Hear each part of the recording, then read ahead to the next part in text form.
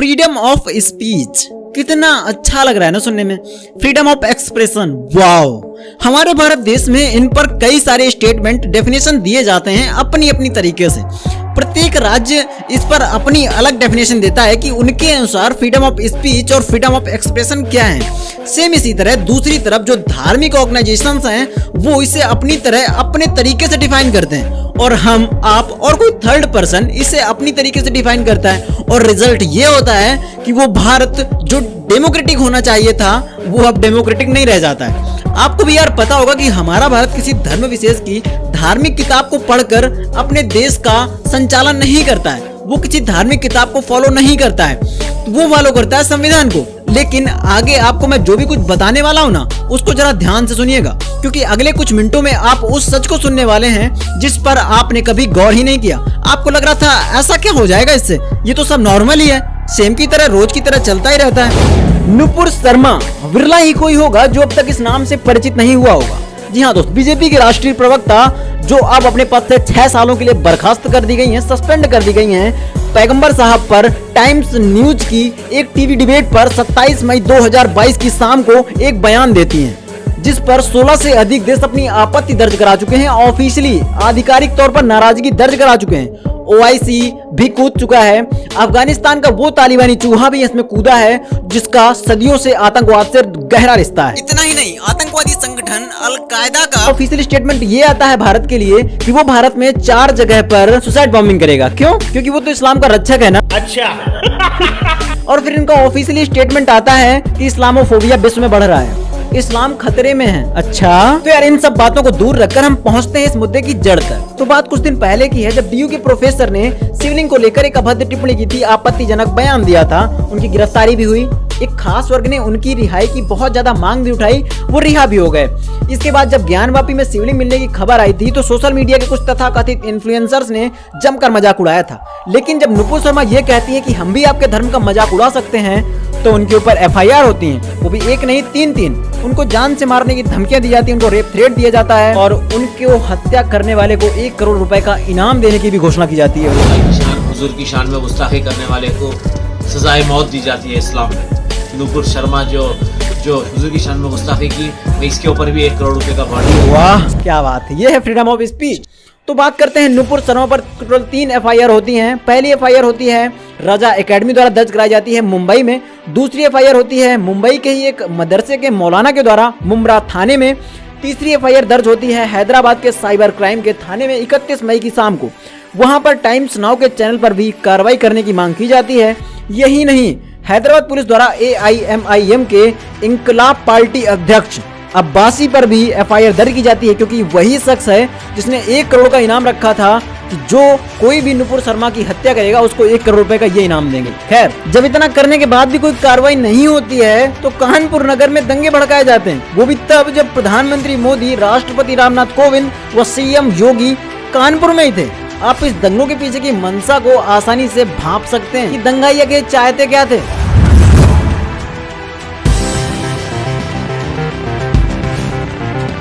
केरल में BFI की एक रैली में एक 10 वर्षीय बच्चा दूसरे धर्मों के समूल विनाश के नारे लगवाता है।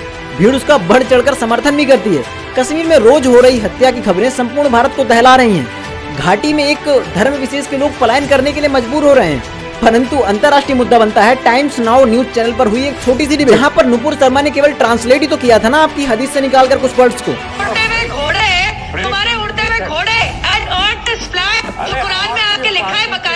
उसका मजाक बनाना शुरू कर तू। 6 साल की बच्ची से प्यार करके 9 साल में you having sex with her, इससे प्रॉफिट मोहब्बत है, बोलना शुरू कर तू। उस पर आपने अंतर्राष्ट्रीय मुद्दा बना दिया। एक के बाद एक अरब देश अब तक 16 से 17 और आगे बढ़ते ही जा रहे हैं, भारत के प्रोडक्ट को बाइकआउट करने की धमकी दे रहे हैं, जिसके चलते भाजपा नुपुर पर एक एक्शन ले लेती है और एक प्रेस नोट जारी किया जाता है और उसके बाद नुपुर शर्मा और नवीन को पार्टी से निलंबित कर दिया जाता है, सस्पेंड कर दिया जाता है, बर्खास्त कर दिया जाता है। इसके बाद ट्विटर पर बैठे 2 कौड़ी के छोटे से इन्फ्लुएंसर के अकाउंट से प्रारंभ हुई ये बात अरब देशों तक पहुंच जाती है। उस ट्वीट के वायरल होते ही अरब देशों से लाखों की संख्या में ट्वीट किए जाते हैं। उसके बाद अरब देशों के ऑफिशियल बयान भी आने शुरू हो जाते हैं। लेकिन ये सब क्या अकस्मात ही हो गया? ये सब क्या अचानक ही हो गया? नहीं, ये सब एक सोची समझी चाल। आपको शायद ना पता हो, 2020 में चार्ली हेब्डो प्रकरण स्टार्ट हुआ था, आपको याद होगा। और फिर शुरू हुआ था अरब देशों द्वारा फ्रांस का विरोध।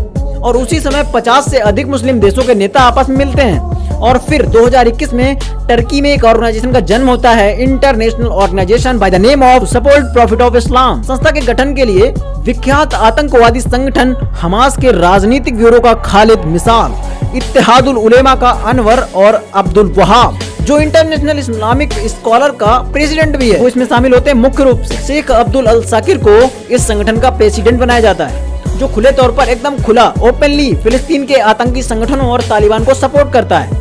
अगर बात करें इस संगठन की तो इसका असर अब साफ साफ देखा जा सकता है। तो होता यह है कि 27 मई से लेकर 3 जून तक कुछ नहीं होता भाई, कुछ नहीं होता। लेकिन 3 और 4 जून को यह संगठन कुछ ज्यादा ट्वीट करती है, मोदी जी के फोटो लगाकर उस पर कुछ हैशटैग को लगाकर मुख्य रूप से मेंशन करके लोगों को इस ट्वीट में रिट्वीट करने का आह्वान किया जाता है। 3 व 4 जून को इसका कोई खास नतीजा सामने नहीं निकल कर आता है, लेकिन 5 जून, अरे भाई साहब ये वो दिन था जब बड़े बड़े अरब देश अपने ऑफिशियल ट्विटर हैंडल से ट्वीट करना स्टार्ट करते। भारत में अल्ट न्यूज का जुबैर, सलमान निजामी और पाकिस्तान के कुछ तथाकथित हैंडल इस हैशटैग को बढ़ाने में सपोर्ट करते हैं। और देखते ही देखते कुछ ही घंटों में 6 लाख से अधिक ट्वीट इस हैशटैग पर कर दिए जाते हैं। ट्विटर भी 45,000 पर घंटे के हिसाब से ट्वीट को देखकर सन्न रह जाता है, कांप उठता है। अब तक अरब देश भी संज्ञान लेकर भारतीय एम्बेसडर्स को तलब करते हैं, जिसकी धमक भारत में नूपुर और नवीन के सस्पेंशन के रूप में सुनाई देती है। आज हम उसी सस्पेंशन के पीछे के धमाके, सकपकाहट व भारत के स्टैंड को सुनना चाहेंगे, तथ्यों, तर्कों और प्रमाणों के आधार पर। तो चलिए शुरू करते हैं।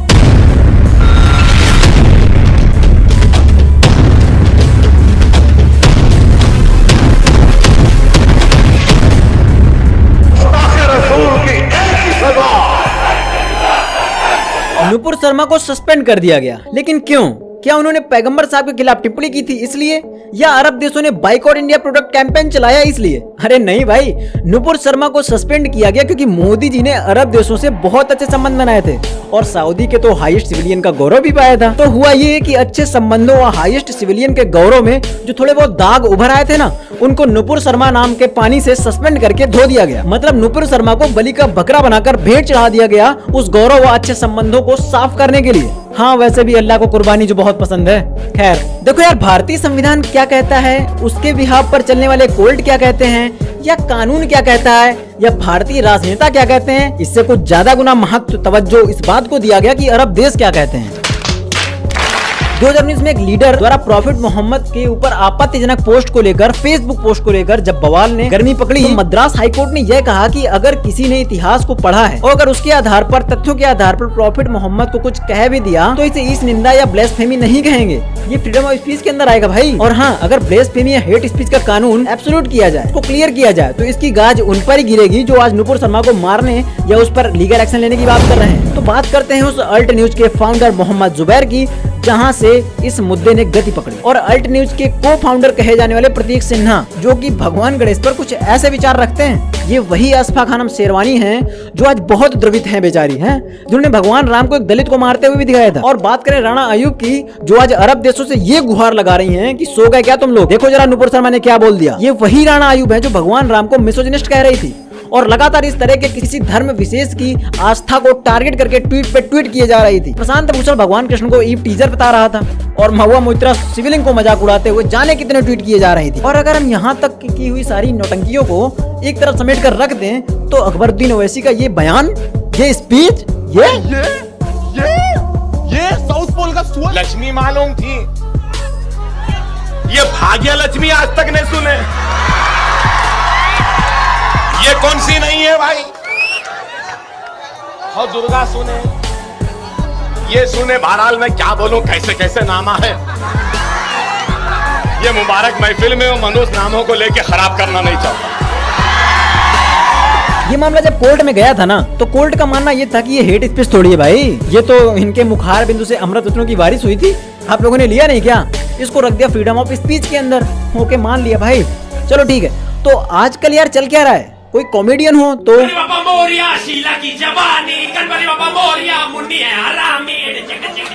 कोई रैपर के रैप सॉन्ग्स हो, तू मटकी का सारा मक्खन खा गया, माखन चोर और नंदलाला की पटकी क्या, या फिर हमको एंटरटेन करने वाली कोई भी मूवी ही क्यों ना हो। एक बार का वाकया है कि वो नारियल लेकर आ रही थी, अचानक उनके सामने एक हनुमान आ गया। हनुमान समझते हैं ना?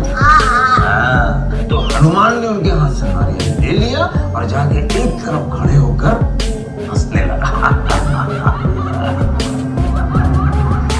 दादी अम्मा ने अपने हाथ के आस्तीन को मोड़ा ऐसे, उसके पास गई और जोर से एक चमोटा फिर रसी और उसके हाथ से नारियल ले लिया।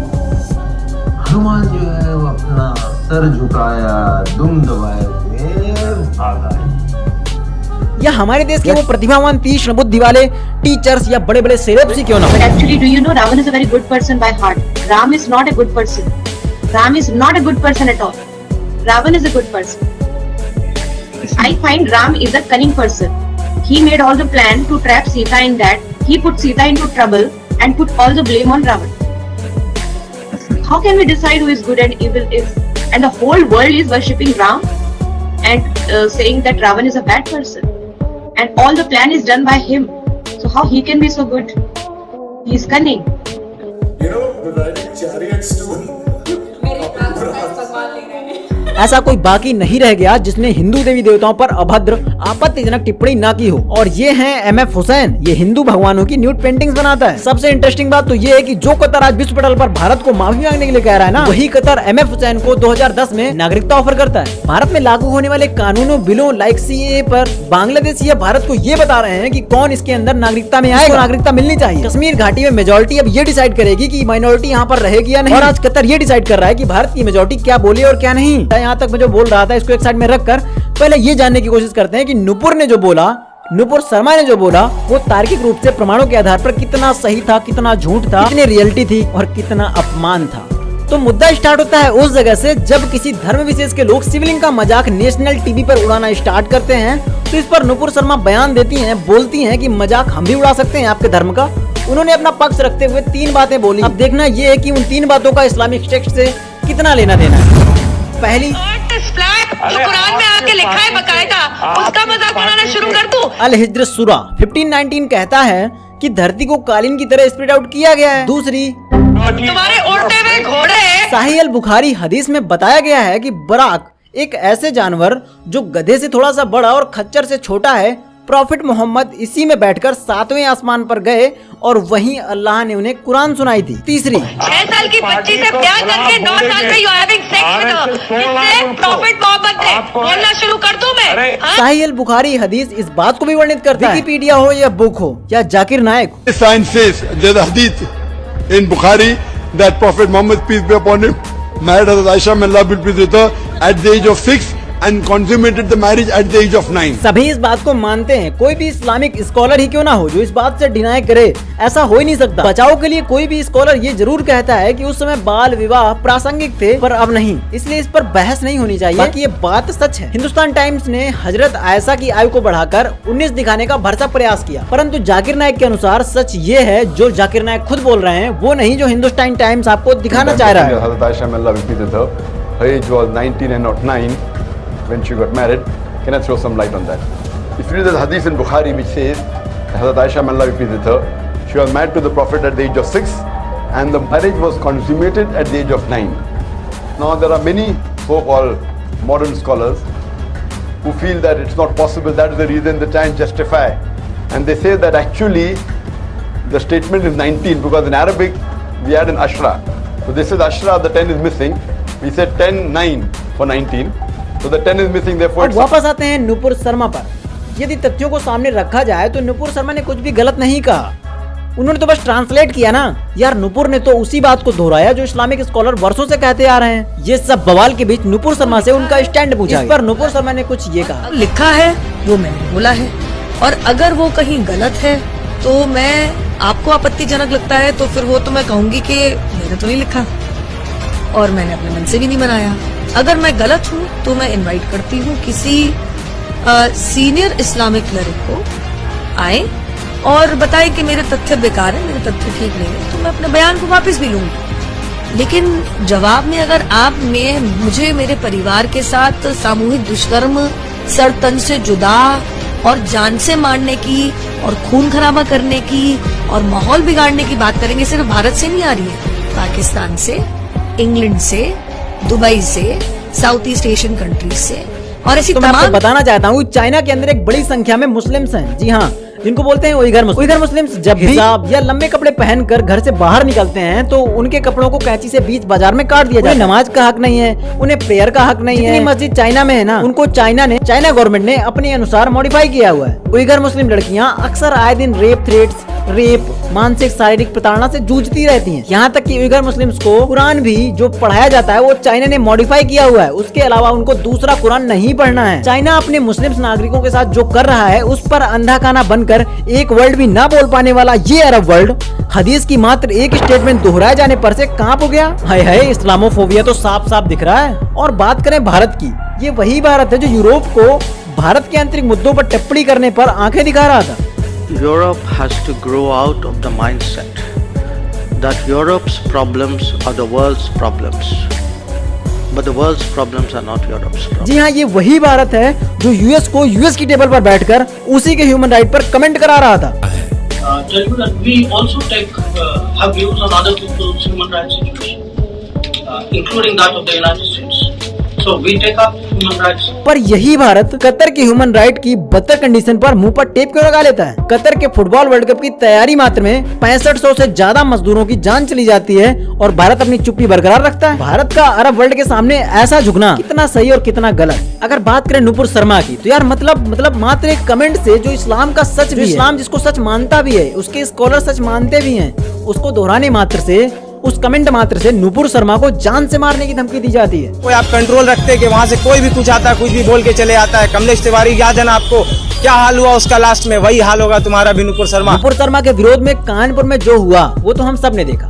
फिर कमलेश तिवारी हो, किशन भारवाड़ हो या फिर बेंगलोर में होने वाले दंगे ही क्यों ना हो, सभी के पीछे मात्र एक कारण था कि कोई मजहबी भावना आहत हो गई और इतनी ज्यादा आहत हो गई कि उस मजहब विशेष के बारे में तक न जानने वाले 10-15 साल के युवा सरकारी तंत्र को खुलेआम चुनौती देने के लिए रोडों में उतर आए हैं। और ये तो बहुत ही बड़ी बात बोल दी मैंने, क्योंकि ये मजहबी भावना तो श्री कृष्ण को सबसे बड़ा बोलने मात्र से छत विछत आहत हो जाती है और इसका भुगतान व्यक्ति विशेष को अपनी जान देकर करना पड़ता है। मंटो का एक बहुत चर्चित कोट है कि मजहब जब दिलों से निकलकर दिमाग में चढ़ जाए ना तो वो जहर बन जाता है। और रियलिटी हम ग्राउंड लेवल पर देख सकते हैं। बात करते हैं भारत सरकार की, इस दबाव में दब जाती है तो इसका तो सीधा मतलब यही हुआ ना कि आपने तो उन मजहबी कीड़ों को, उन मजहबी गिद्धों को हरी झंडी दे दी और उन्हें सही ठहरा दिया कि वो जो कर रहे हैं वो सही कर रहे हैं। आजकल हर कोई मोटिवेट हो रहा है, इतना सारा मोटिवेशन चारों तरफ दौड़ रहा है। अगर भारत सरकार डिमोटिवेट हो रही है तो उसे ऐसे में डेनमार्क और फ्रांस से प्रेरणा लेनी चाहिए। ऐसी सिचुएशन में कैसे डील किया जाता है सीखे। क्वेश्चन ये है अब कि फ्रांस और डेनमार्क से ही क्यों? तो यार अगर बात करते हैं फ्रांस की, तो फ्रांस में एक टीचर सैमुअल पैटी को सिर्फ इसलिए मार दिया जाता है क्योंकि वह अपने विद्यार्थियों को फ्रीडम ऑफ स्पीच पढ़ा रहा था और उसने चार्ली हेब्डो का एग्जाम्पल दिया, वो कुछ कार्टून दिखाए। वहाँ की जो लोकल मस्जिद थी उसने सैमुअल पैटी की हत्या के बाद फ्रांस सरकार को एक पत्र लिखा और कहा कि सैमुअल पैटी को बर्खास्त कर देना चाहिए। एक्शन तो लिया गया भाई, और अगले ही दिन खबर आई कि फ्रांस की सरकार ने उस मस्जिद को हमेशा के लिए बंद करा दिया। इसके बाद अरब देशों ने गर्मा गर्मी दिखाई और बोले कार्रवाई करो वरना हम तो आपके प्रोडक्ट्स को बाइकआउट कर देंगे, जो कि साला हर कोई करता है। अरब देशों ने जिन कार्टून के खिलाफ फ्रांस सरकार को घेरने का भरसक प्रयास किया ना, फ्रांस सरकार ने उन्हीं कार्टून को सरकारी ऑफिस के बाहर बहुत बड़ा करके लगा दिया। अब अरब देशों ने कहा था फ्रांस के प्रोडक्ट को बैन करने के लिए, बाइकआउट करने के लिए, तो उन लोगों ने अपनी सेल्फ से उन प्रोडक्ट को तो हटाया लेकिन ज्यादा समय तक हटा नहीं पाए और कुछ ही समय में उन्हीं सेल्फ में वही फ्रांस के प्रोडक्ट वापसी करते हैं और सब पहले जैसा हो गया। लेकिन फ्रांस लेकर आया है अब एक बहुत बड़ा एंटी रेडिकलाइजेशन लॉ, जिसमें इंश्योर किया गया कि आने वाली जनरेशन रेडिकल पैदा ना और जो अभी हैं उन पर भी लगाम लगाई जा सके। लेकिन कैसे? होम एजुकेशन को पूरी तरह से बंद करा दिया गया और 3 साल या उसके ऊपर के सभी बच्चों को स्कूल में पढ़ना अनिवार्य कर दिया गया। इसका रीजन क्या था पता है भाई? होम ट्यूशन के जरिए अब तुम मजहबी कट्टरता परोसोगे, ऐसा कैसे काम चलेगा ब्रो? इतना ही नहीं, वर्जिनिटी सर्टिफिकेट को भी बैन कर दिया गया, जिससे कि फोर्स्ड मैरिज और पोलीगैमी पर लगाम लगाई जा सके। फ्रांस अकेला देश नहीं जिसने ऐसा किया, कुछ ऐसा ही किया था डेनमार्क ने। बात है तब की जब डेनिस कार्टूनिस्ट ने मोहम्मद साहब के कार्टून बनाए और वायरल की, तो अरब देश फिर से गर्मा गए, क्योंकि भाई साहब ये तो पेट्रोल वाले हैं ना, कभी भी गर्म हो जाते हैं। खैर गर्मा गर्मी दिखाई, विरोध किया, लेकिन डेनमार्क ने दो टूक जवाब देते हुए कहा कि हमारे देश में फ्रीडम ऑफ स्पीच है और हम इसे रोक नहीं सकते। लेकिन भारत को क्या हो गया भाई? और मुझे भी एक बात याद आ रही है कि शायद ऐसा ही कुछ चीफ मिनिस्टर साहब, 100 करोड़ का देश है हमारा, पूरी दुनिया में प्रेशर हम पैदा कर सकते हैं, ऐसा ही कुछ कहे थे ना। इंटरनेशनल प्रेशर है, उसका भी तो ख्याल रखना पड़ेगा सरकार को। इंटरनेशनल प्रेशर पैदा करने की ताकत आज हिंदुस्तान में 100 करोड़ का देश है, पूरी दुनिया पे प्रेशर हम पैदा कर सकते हैं। कोई हम पर कैसे प्रेशर पैदा करे? हाँ वो गौरव मिला है ना वो हाईएस्ट सिविलियन का, तो सह लेंगे थोड़ा सा। भाई साहब सब बदला लग रहा है। पूरा अरब वर्ल्ड भारत के ऊपर हावी हो रहा है और अगर आपको ये लगता है ना कि इसका कारण नुपुर है, तो दुर्भाग्यवश आप गलत हैं। नुपुर तो मात्र एक जरिया है ब्रो। असली कारण की पड़ताल के लिए हमें जाना पड़ेगा दोनों देशों के आयात व निर्यात के आंकड़ों पर। तो भारत 1.34 बिलियन डॉलर का एक्सपोर्ट करता है कतर में, जबकि कतर 7.25 बिलियन डॉलर का एक्सपोर्ट भारत में करता है। भारत चावल से लेकर सोना तक भेजता है कतर में, परंतु देखने वाली बात यह है कि कतर सिर्फ एक चीज भारत में बेचता है और वो है पेट्रोलियम। यार मैं एक बात बताऊं, कोई कितना भी डम बिजनेसमैन हो, गधा बिजनेसमैन हो, लेकिन ये कभी नहीं चाहेगा कि उसका धंधा धीमा हो, उसका धंधा कम हो, उसका धंधा खत्म हो। हम एग्जांपल के लिए ले सकते हैं इंडिया चाइना का वो गलवान घाटी वाला युद्ध। उसको होने के बावजूद भी इंडिया चाइना का ट्रेड सुचारू रूप से चलता रहा था, कोई भी आंच नहीं आई। तो यार इस केस में भी सब सुचारू रूप से चल सकता था ना। हाँ थोड़ा ऊपर नीचे होता, परंतु कुछ ही समय में सब लाइन में आ जाता। और अगर 0.001% भी हम मान ले कि ट्रेड में प्रॉब्लम आती, तब कोई एक्शन ले लेते यार। ये तो हो गया बिजनेस की बात। तुम ही बताओ यार कि किसी की थाली में रोटियां उठाकर भागोगे, किसी की परसी हुई थाली में लात मार के भागोगे, वो तो बिलबिलाएगा ही ना।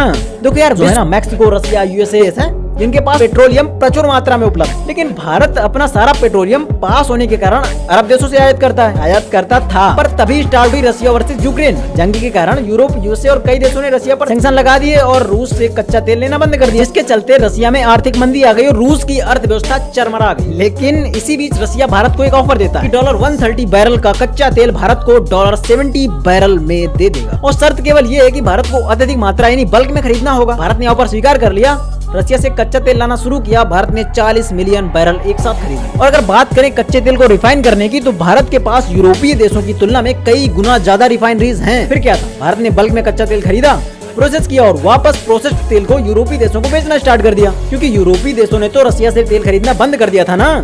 एक बड़ा तेल आयातक देश अब एक बड़ा तेल निर्यातक के रूप में उभर रहा था। भारत की उभरती इस छवि से अरब देशों की तो जलनी थी ना, लग गई मिर्ची। थोड़ा सा दबाव पड़ते ही भारत की सरकार का ऐसा झुक जाना भारत के लिए, भारत के कानून के लिए, भारत के फ्रीडम ऑफ स्पीच के लिए, भारत की फ्री स्पीच के लिए सही नहीं ठहरता।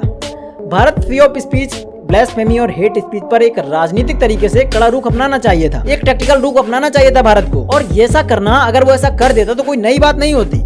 ये तो सदियों से चला आ रहा है ना, ये तो भारत का इतिहास ही रहा है। ऐसा क्यों कह रहा हूँ, इसके पीछे की वजह जानिए। देखो अगर बात की जाए 20वीं शताब्दी का उदय हुआ था। इस्लाम व आर्यों के द्वंद्व देखते देखते दूसरे दशक में ये लड़ाई चरम तक पहुंची। यहाँ पर इस्लामिक ज्ञानियों द्वारा पुस्तकों का पब्लिकेशन किया गया किसी धर्म विशेष को टारगेट करते हुए। पुस्तक का नाम था कृष्ण तेरी गीता को जलना होगा और सीता का छिनाला। ये वो दो पुस्तकें थी जिन्होंने हिंदू समाज को आहत किया, हिलाकर रख दिया, जिसका कठोर जवाब 1924 में रंगीला रसूल नामक पुस्तक को लिखकर दिया गया। हदीसों के हवाले से लिखी गई ये पुस्तक रंगीला रसूल अब तक बवाल मचा चुकी। तभी गांधी जी द्वारा यंग इंडिया में एक लेख प्रकाशित किया जाता है जिसमें रंगीला रसूल की घोर निंदा की जाती है, लेकिन इस बात को पूरी तरह से भुला दिया जाता है कि रंगीला रसूल से पहले दो किस प्रकार की पुस्तकें मुस्लिम समाज ने प्रकाशित करवाई थी हिंदू समाज के। ये वो समय था जब इस किताब के चलते दंगे बढ़ते जा रहे थे।